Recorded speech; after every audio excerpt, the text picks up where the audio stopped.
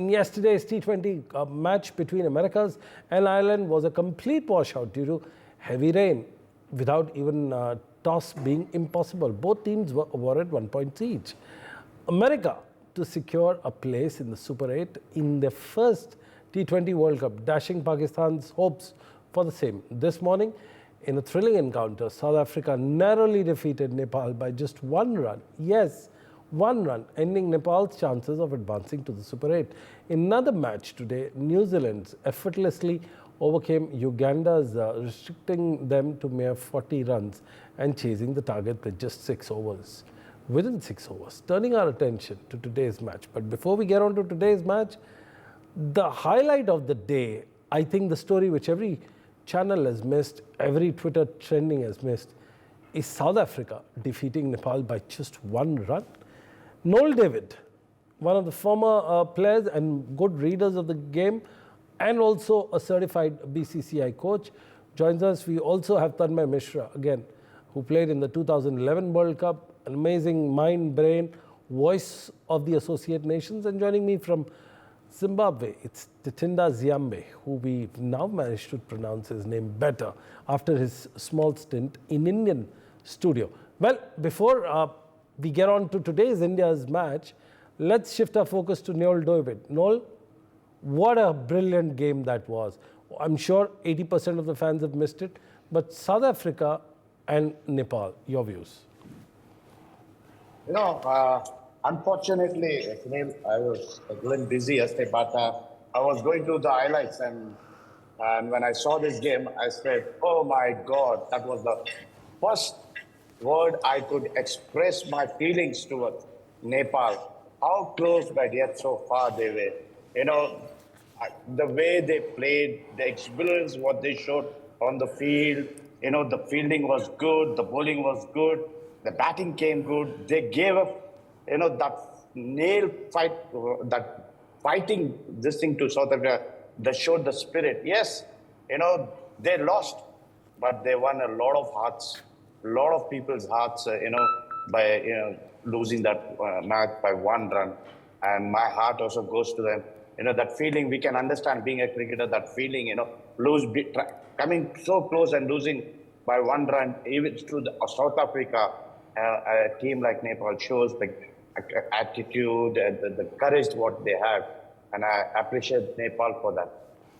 Well, that's an interesting point. Also, we will get one of the associate members, player, who's currently in Kenya, Tanmay Mishra. What do you make of Nepal? What makes them so special for cricket? Good evening to all your viewers. Sunil sir, good evening to you. I honestly thought we left this 115 wickets in New York. I think they followed us to the West Indies, you know, just as when we thought that we are going to get better wickets. And now we have to turn our attention to talk about the same thing. Look, take nothing away from Nepal. I thought, you know, we are talking about them not chasing it, but we should compliment them on trying to, the fact that they restricted a quality side like South Africa to just 115, you know, that takes a bit of courage. I thought they were fantastic overall. But, you know, it just, I think yesterday was a fine example of showing where the levels are mentally and to be able to handle pressure. That's the only difference. And I do believe that if Nepal can regularly play big teams, I think the gap will close. I thought yesterday was just all about handling pressure. Yes, you have to give credit to South Africa for defending that total. I think Tabraiz Shamsi was brilliant in his bowling, but take nothing away from the effort. I just believe that it's about owning these big moments. That is the only thing between the testing playing nations and the associates. And hopefully in near future, with more fixtures being given to associates, I think that bridge will close down. I feel for them, but I think they've won a lot of hearts with the sort of performance they've given yesterday. Well, a very interesting point you make of Tabraiz Shamsi. Incidentally, it never gets picked up in the T20 franchise cricket, whether it's in India or Sri Lanka, but somehow he comes in and makes a big impact. Titinda, welcome to the show. Titinda, what is your view about Shamsi and the South African? Were they playing bad, or do you think the Nepal played out of the skin? Okay, before I go, I just want to apologize if you hear something in the background. It's like a borehole that's being drilled at my place here. So I hope you can hear me fine. But I think I just want to echo what was said just now about mentality.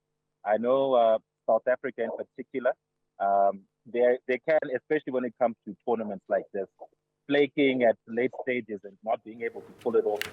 That's usually sort of what you can accuse them of. In this instance, I think, we've seen it already with a lot of the associate sides here. Case in point, the United States of America, I'm sure we're going to touch on them later. If you don't take a team seriously, then you're gonna perhaps quickly find out that you're perhaps in for a bigger fight than you were in for. And I think that was the thing. In a sense, that sort of almost happened in South Africa. But I think the difference now is I think they were able to realize that one, we have a match on our hands, and the conditions being what they were able to successfully hold Nepal off. And, I can only give credit to both teams, one to Nepal for making a real game out of it, and then also for South Africa, because, already having qualified, you could have easily have just perhaps tried to, I won't say perhaps phone it in or perhaps almost lose the matches as it were, because, these are professionals. But I think what happens in situations like this, what is your plan B? Can you perhaps grind out the results when you're perhaps got your back up against the wall? And, again, Nepal in particular, I know especially with Sheikh, because I only managed to catch, the second half of the second inning, so I didn't quite get to see how South Africa perhaps played. But what I saw with Nepal, I saw one, fearlessness, and two, I think there's also the thing that we've been talking about with the associate nations.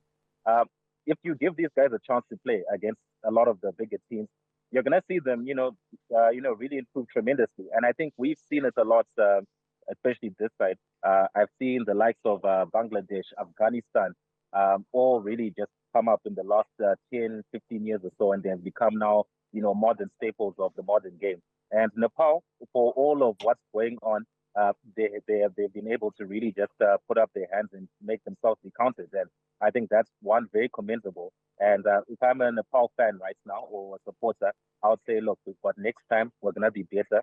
And you can only just improve on performances like this. So it was a great game. That's all I can really say. Right, Tate. Very interesting. Just a hypothetical question to Noel David. Noel David, just imagine you have the Afghanistan, you have the Bangladesh, you have Nepal, and you have America making it to the top 8, 4 of the 8 teams. What would be the headline? How would it throw the headlines in everywhere? Just your views. Brutal. It's a tough one because to answer it, but I would love to see, if these 4 teams really qualify, for example, and they do it. I'd love to see these 3 associates, like Nepal, US, and, giving Afghanistan their run for their money. Because these guys are so keen to show their talent, what they have. And,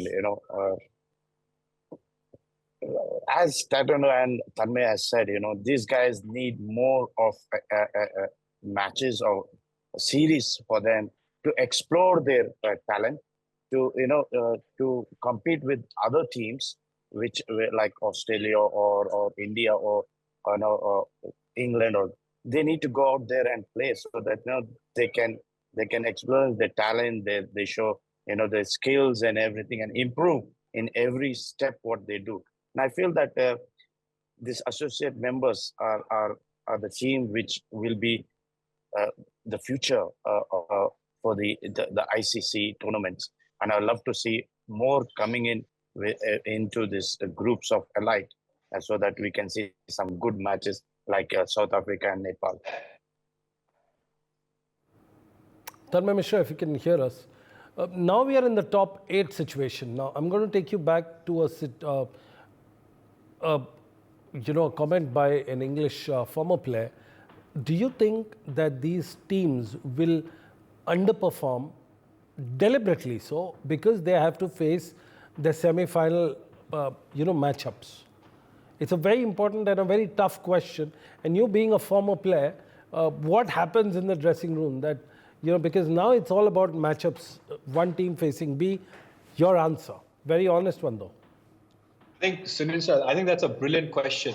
Let's be honest, I don't think so, people are, blunt enough like you are. It's a brilliant question. You've got to look at it from, every individual point of view. Everyone will have their individual take on this. My take on this is very simple.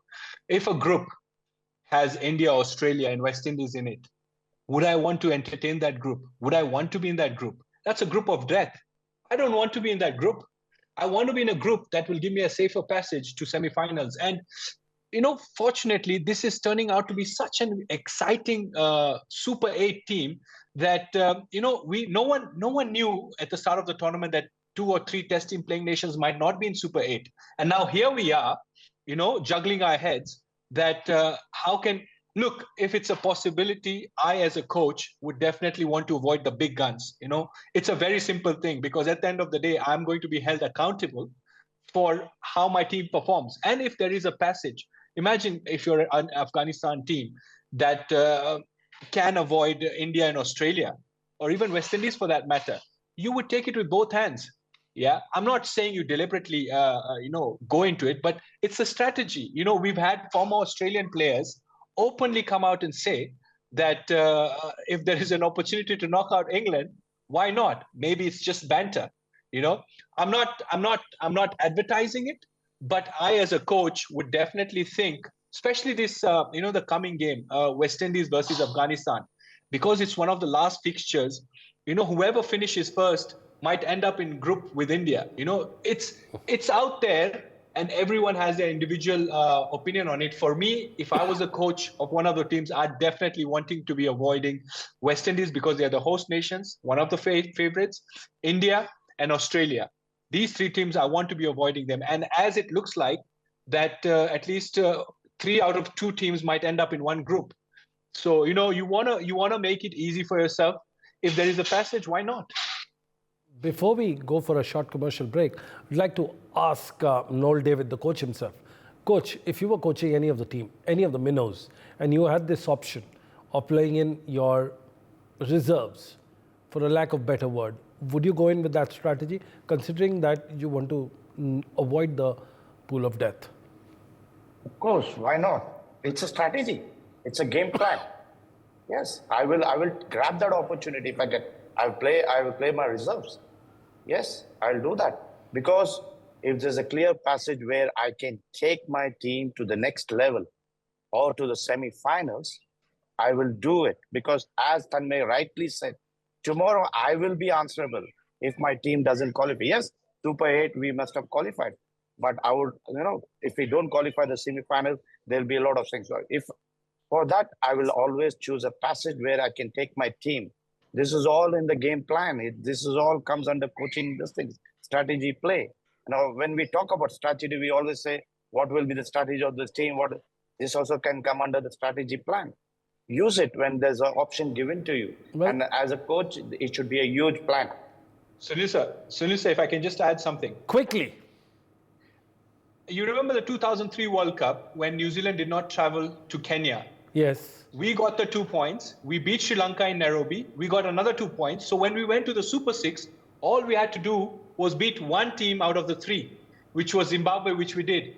And then we ended up playing the semi-finals. You think 20 years down the line, people are going to remember that technical side? No. People remember Kenya reaching the semi-finals. And that's what we boast about. In a few years, how you get there doesn't matter. I'm not advocating or advertising anything. I'm just laying out the facts. Very interesting point. Kenya reached the semi-finals with those 2 points when New Zealand did not come to Kenya. Absolutely. And they beat Zimbabwe in the Super 6. So let's remember that. Absolutely. In fact, we are talking about a very interesting point here, that will some teams, as a part of strategy, end to lose out on a match so that they can get into a favourable team? Well, that's an interesting point, and Tanmay and Noel David were on the same side of the fence. Well, again, we're going to talk about the much-awaited match. Turning on to our attention to today's match, India faces Canada at the Central Bernal Regional Park Stadium turf ground in Florida. India having already secured their place in the Super 8 with 3 consecutive victories, views this as a formality However, Canada showcased their potential with a recent 12-run victory against Ireland with players like Aaron Johnson capable of springing surprises. Unfortunately, the weather forecast poses a significant threat, but that's all right. India is qualified and Canada is inconsequentially there with heavy rain and potential flooding expected, casting doubt over the match's prospect. The situation is projected to remain dire through the weekend, putting the India-Canada clash under a cloud of uncertainty. Well, we've got three of the best voices of the game. We've got one India former international player who's now a coach. We've got a Kenya former international player who does corporate jobs, who's more like Saurabh Netravalkar, does his corporate job, who plays his cricket, does his coaching, and does his television commitment. And also joining us from Zimbabwe, we've got Titinda Ziambe, the podcaster from Zimbabwe. Coming back to today's match, Noel David, what do you think of the match between India and Canada, the head-to-head?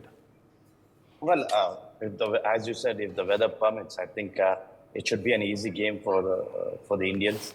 Why I say so is because the mind will be set free. They know they are qualified. They will go with an approach where they will try a bit of new things if the match do happens, because the wicket is really placid. It's good for batting. Batsmen can really enjoy on that wicket. I think people like Virat, Rohit himself, Surya, who's already, I think they will come into play. But what I would love to see in the Indian, if there's a possibility, if they can give Jaiswal a chance, Chahal and Kuldeep, so that they can prepare themselves for the Super 8. Match awareness will be there for them.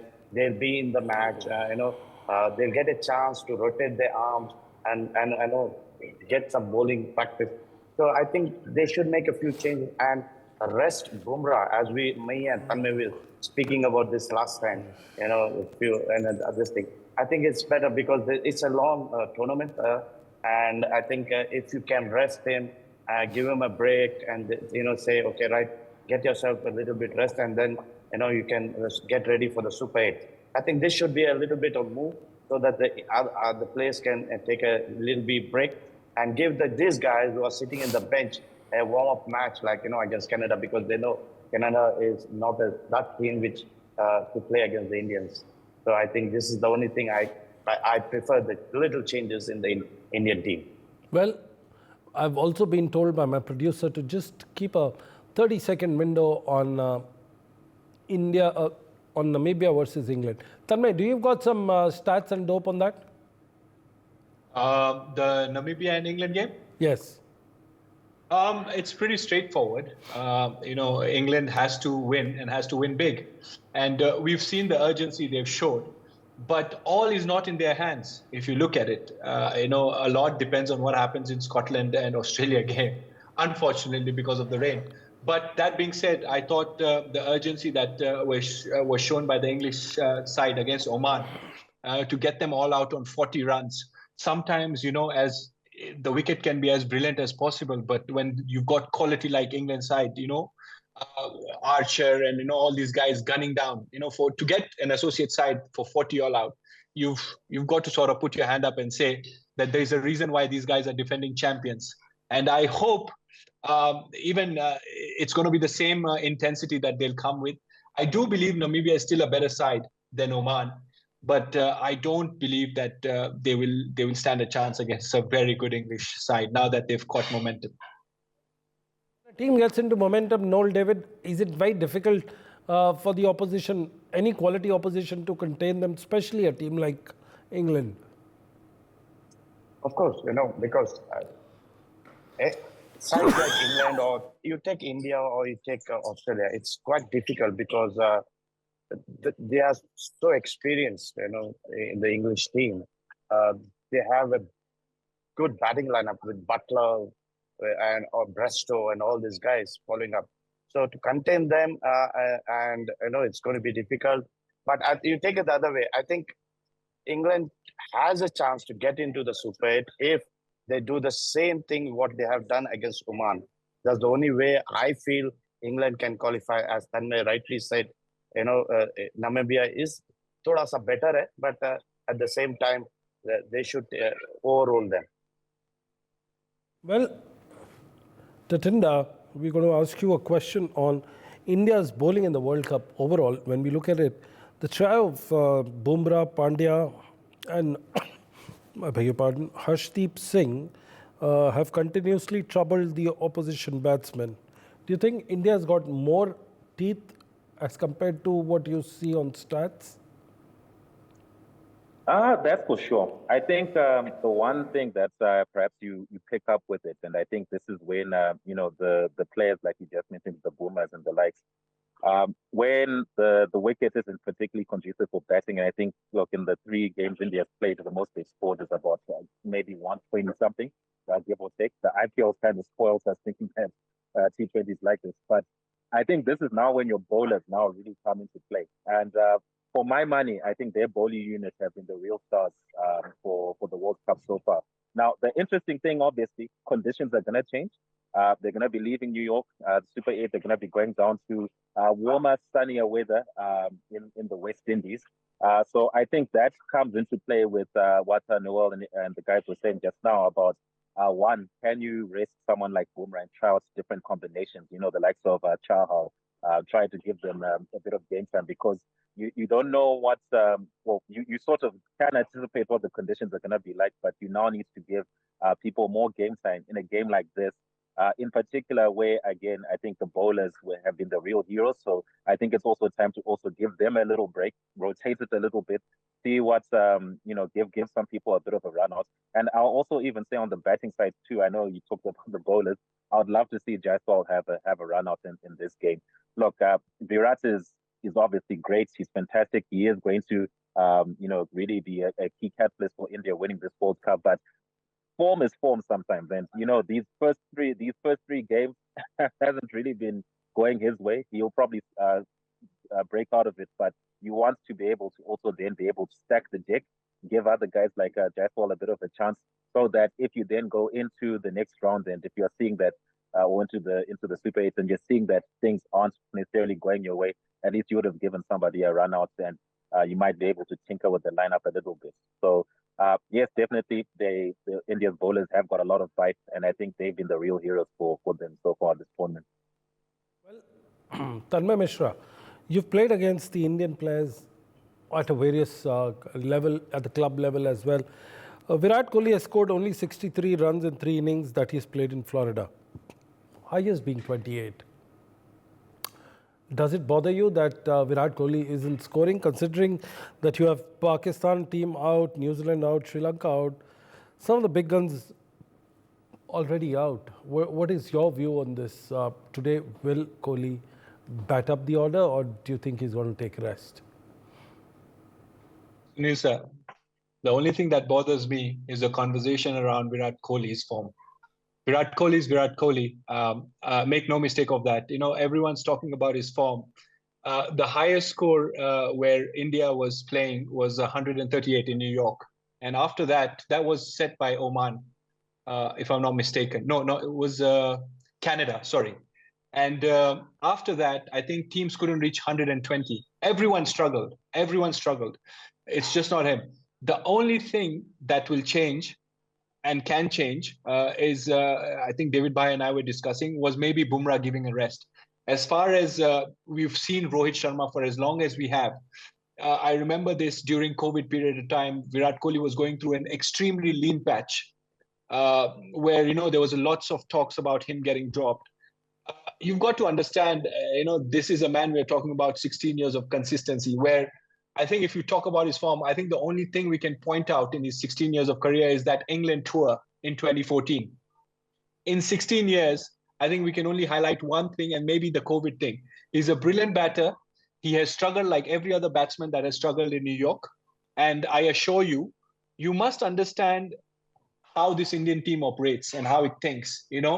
They knew they are going to be making sure that they've picked up an 11 squad, 11 number of players for first 11, specifically with certain expertise in the middle order. They need Virat Kohli's chasing ability. So they have a tactic that they're coming into the West Indies. They have it, even though today is an ideal place for, if the game happens, for Rohit and Virat to get some game time, some quality time. Something that they've not had on the wickets they've had.